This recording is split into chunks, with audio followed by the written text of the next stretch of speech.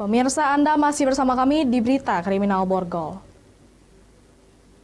Petugas Satreskrim Polres Musirawas harus berjibaku memasuki hutan melakukan penggerebekan terhadap seorang residivis perampok sadis di tempat persembunyiannya. Pelaku ditangkap tanpa perlawanan.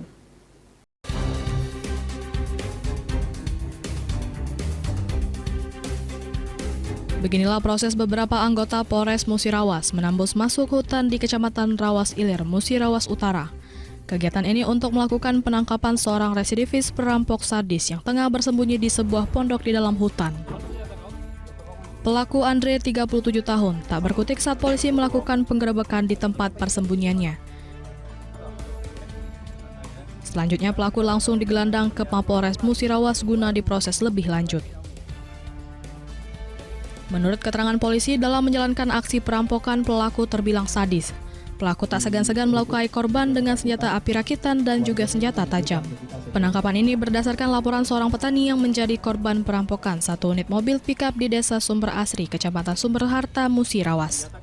Atas kejadian tersebut, korban mengalami kerugian sebesar 93 juta rupiah.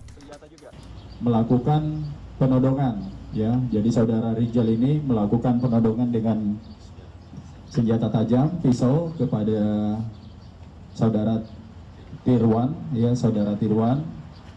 Bahasanya kamu kalau enggak ini jangan banyak ngomong, kalau enggak saya tuja kamu, ya. Pelaku mengaku hasil dari merampok digunakan untuk berfoya-foya dan membeli narkoba. Akibat perbuatannya, pelaku dijerat tindak pidana dalam pasal 365 KUHP dengan ancaman pidana penjara selama 9 tahun. Dari Musirawas, Sudirman, iNews melaporkan.